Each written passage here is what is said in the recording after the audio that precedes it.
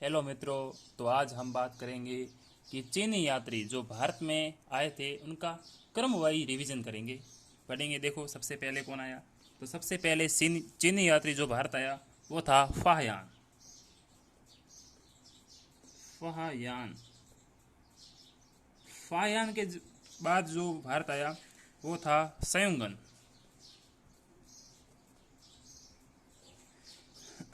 सयुंगन के जो बाद भारत आया वो था हवेनसांग।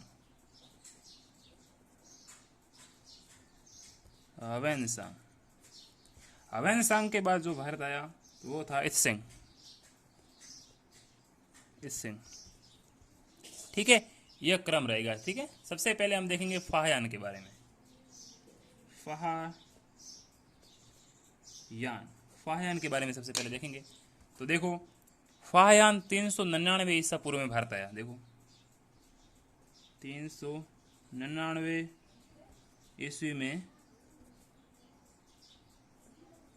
भारत आया, ठीक है।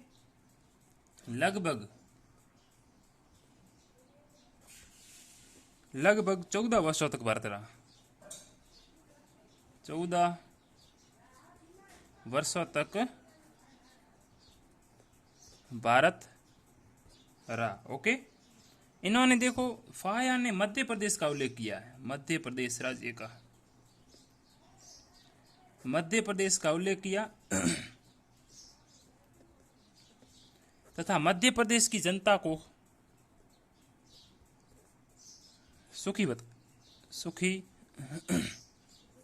बताया, ओके। आगे बात करेंगे फाहयान किसके समय भारत आया। तो देखो, चंद्रगुप्त विक्रमादित्य, चंद्रगुप्त द्वितीय विक्रमादित्य,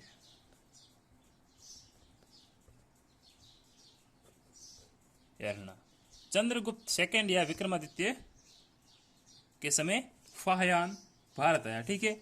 उसके बाद हम बात करेंगे सयुंगन की।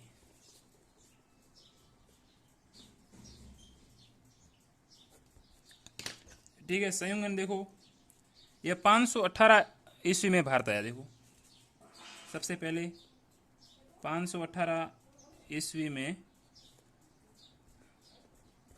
भारत आया, ठीक है। देखो 3 वर्षों तक इसने यात्रा की। 3 वर्षों तक 3 वर्षों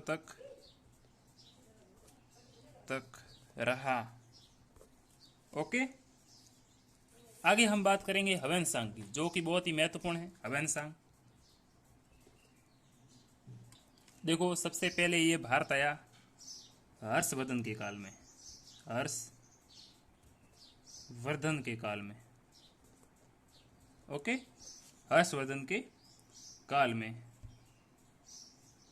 देखो, यह देखो सबसे पहले कहाँ पे पहुंचा। देखो भारत में सबसे पहले कपिसा, सबसे पहले कपिसा में पहुंचा। मतलब सबसे पहले कपिसा में आया था, ठीक, कपिसा में, ओके। अगला बात करेंगे। देखो 15 वर्षों तक ठहरा, 15 सालों तक ठहरा भारत में, 15 साल तक रहा, ठीक है। उसने नालंदा विश्वविद्यालय में अध्ययन किया। नालंदा विश्वविद्यालय में अध्ययन किया, ठीक है। और उसने एक ग्रंथ लिखा था, वो ग्रंथ बहुत महत्वपूर्ण है। इसका यात्रा वृत्तांत था, ठीक है। क्या था? सी यू की, ठीक है। सी यू की हवेनसांग का यात्रा वृत्तांत था, ठीक है। जिसमें 138 देशों का उल्लेख मिलता है, जिसमें 138 देशों का उल्लेख मिलता है, ओके। देखो सियुकी में हर्षकालीन कालीन साम्राज्य की जानकारी मिलती है। साम्राज्य की जानकारी मिलती है। जानकारी मिलती है। ठीक है। ह्वेनसांग के अनुसार सिंध का राजा कौन था? देखो ह्वेनसांग के अनुसार सिंध का राजा था, देखो ह्वेनसांग का ग्रंथ है सियुकी। क्या है? सियुकी। सिंध का राजा एक शूद्र राजा था। कैसा था? शूद्र राजा था। ठीक है। आगे हम बात करेंगे। देखो ह्वेनसांग हो गया। देखो एक नोट लिखेंगे कि ह्वेनसांग जब नालंदा विश्वविद्यालय में अध्ययन कर रहा था, नालंदा विश्वविद्यालय में अध्ययन कर रहे थे, अध्ययन के समय नालंदा विश्वविद्यालय के कुलपति, ये क्वेश्चन पूछा गया है, कुलपति शीलभद्र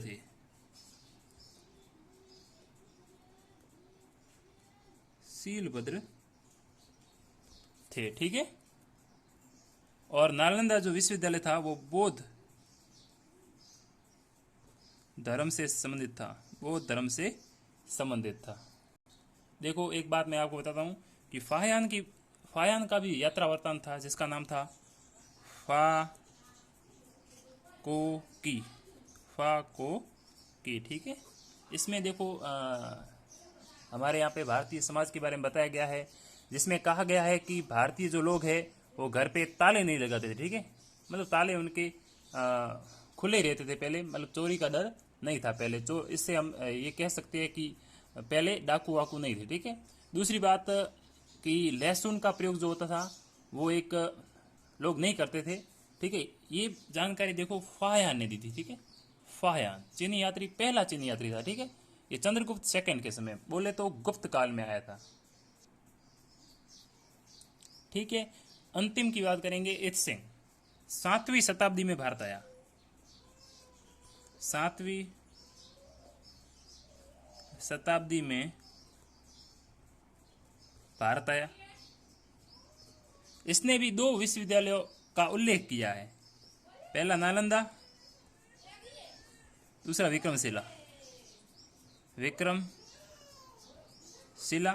और इस समय भारतीय समाज का भी उल्लेख किया है सिंह ने। ये अंतिम चीनी यात्री था। ओके, मिलते हैं अगली वीडियो में, तब तक के लिए धन्यवाद।